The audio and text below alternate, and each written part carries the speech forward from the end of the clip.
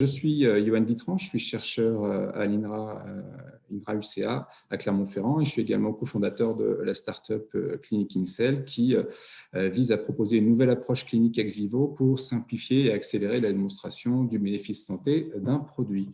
Alors, est-ce que ça fonctionne? Oui. Alors, la première question, en fait, c'est en quoi consiste cette innovation? Hop, pardon. Et donc, c'est d'abord un nouvel outil de recherche en nutrition santé qui est né de la volonté d'une approche plus physiologique et plus rapide en cohérence avec un besoin accru de crédibilité scientifique par rapport au marché et également une demande partenariale croissante pour une démonstration qui était plus éthique. Alors, cette approche elle a été développée et protégée au sein de l'INRA-UCA et elle est maintenant proposée par cette startup Clinic InCell. Alors, quand vous vous engagez finalement dans une démarche scientifique, notamment en nutrition santé, vous avez à votre disposition un certain nombre d'outils, donc l'in vitro, l'expérimentation animale et l'étude clinique. Chacune de ces étapes présente finalement à la fois des avantages et des inconvénients. Et donc, pour faire rapide, l'in vitro, donc c'est la culture cellulaire, c'est rapide et pas cher, mais c'est pas physiologique. L'expérimentation animale, on s'adresse à un corps entier, donc c'est déjà plus physiologique, mais ça reste du métabolisme qui n'est pas humain. Puis il y a une pression éthique importante. Et puis, dernier point, c'est l'étude clinique qui est là, donc le gold standard, où c'est tout à fait physiologique, mais c'est très long et très cher. Et donc, vous avez comme ça, en passant d'une étape à l'autre, une espèce de gradient d'investissement en temps et en argent. Et puis surtout, vous avez une espèce de marche énorme entre une espèce de saut dans le vide, en fait, entre l'expérimentation animale et l'investigation clinique au final. L'idée de cette méthodologie nouvelle, en fait, de cette innovation qui est Clinic InCell et qui consiste finalement à apporter une étape, un palier supplémentaire entre l'expérimentation animale et l'étude clinique dite clinique. Et l'idée, là, c'était si vous voulez, de avantages de l'in vitro, à savoir que c'est rapide et pas cher, avec la pertinence clinique, à savoir donc c'est physiologique. On produit de la donnée chez l'humain, le tout en s'affranchissant d'expérimentation animale et en s'affranchissant également des biais de chacune des étapes. Alors, c'est quoi finalement une étude clinique ex vivo? Alors, c'est une étude clinique, c'est-à-dire qu'on va s'adresser au métabolisme humain, on va utiliser des cellules humaines, on va utiliser du sang humain, mais on va le faire de façon ex vivo, c'est-à-dire qu'au lieu d'aller regarder ce qui se passe dans le corps humain, on va le faire en passant par l'extérieur sur des cellules humaines, ce qui va nous permettre d'accéder plus rapidement finalement aux données qu'on recherche et également d'avoir accès aux mécanismes moléculaires qui sont impliqués, ce qu'on n'a souvent pas en fait dans les études cliniques. Alors, d'une manière générale, on est parti du principe que le sang était le canal de distribution majeur des bioactifs de ces compléments alimentaires qui sont censés apporter un bénéfice santé. Et donc, vous avez finalement, de gauche à droite, un complément alimentaire qu'on va donner à une cohorte de volontaires. On va récupérer par une simple prise de sang, au final, du sang qui contient le principe actif.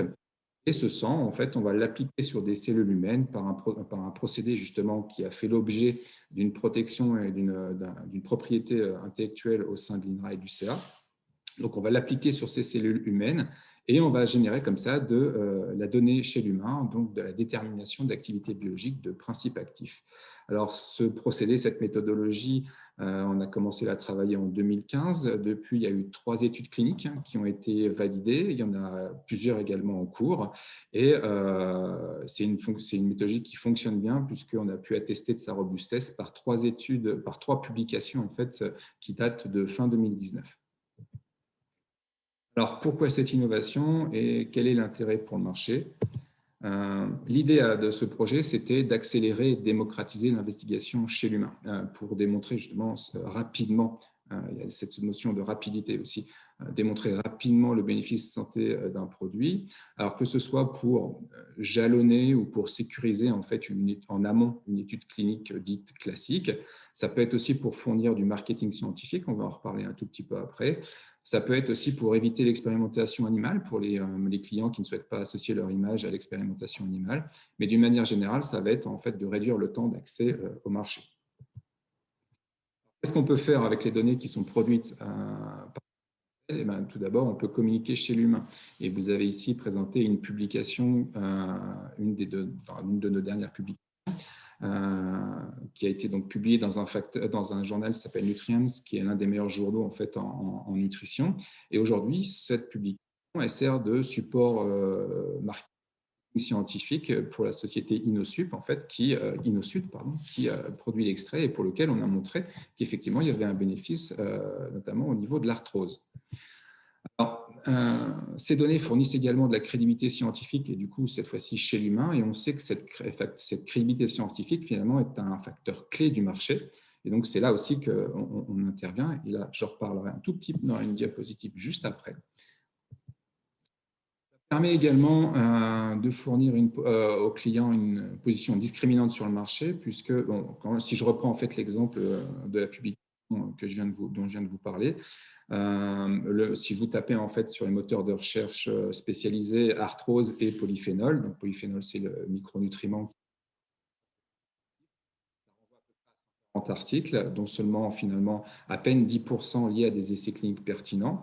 Et au final, à travers cette publication et ce travail, on a offert à ce jour à InnoSud la possibilité de rester, l'étude reste la plus récente des études cliniques sur la relation entre compléments alimentaires et arthrose.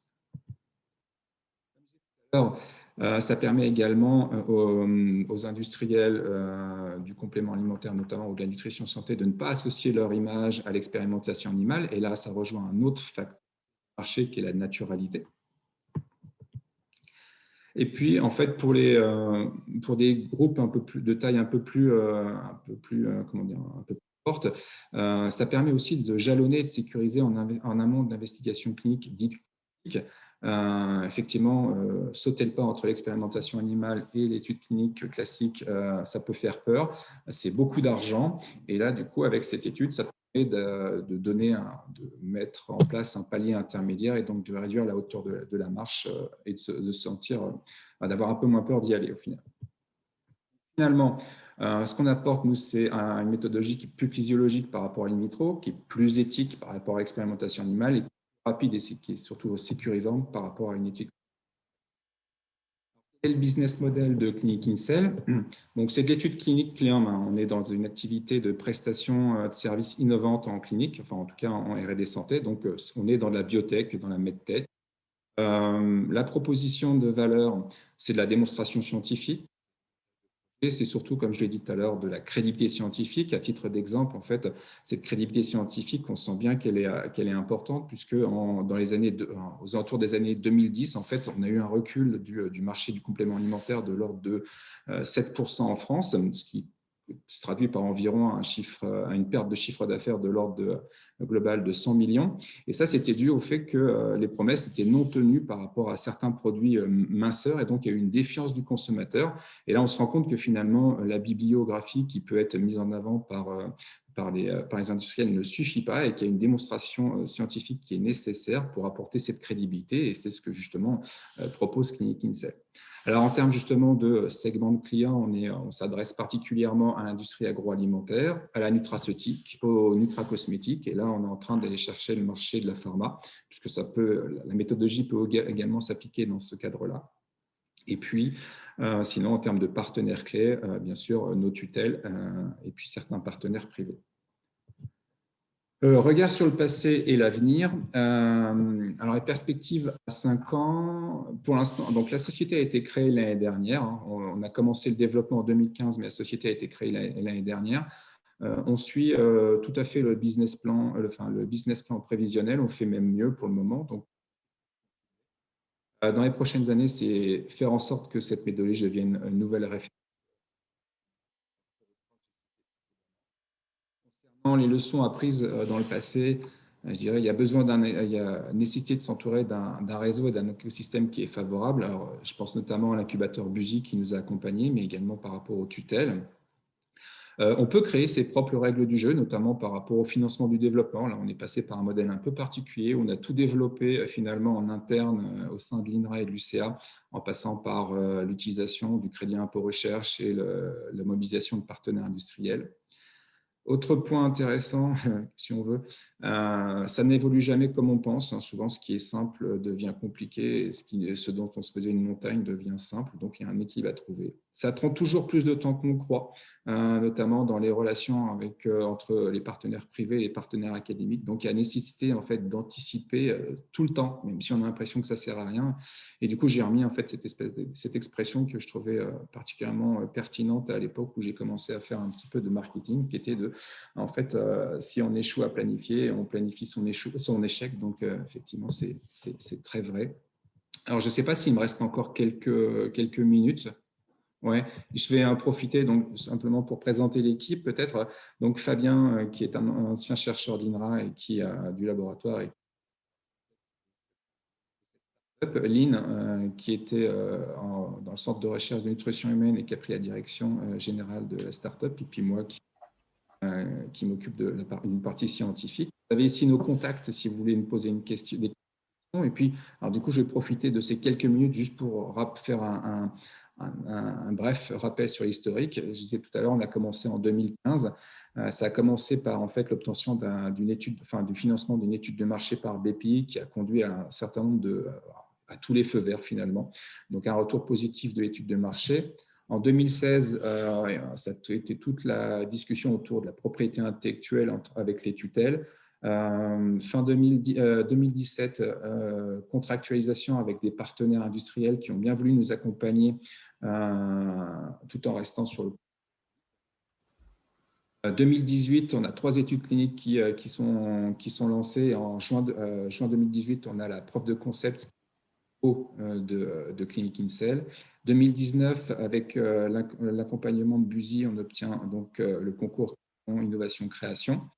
Ensuite, donc fin 2019, on a nos publications scientifiques qui attestent, qui valident en fait.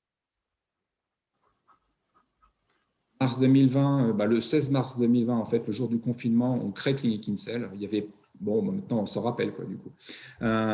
Et puis juin 2020, on obtient l'accréditation CIR. Donc en fait, pour l'instant, je dirais. On a des petits problèmes avec ton micro de temps en temps, Johan. Ah mince, peut-être. Il manquait des mots. Au pire, je répondrai aux questions s'il manquait des informations.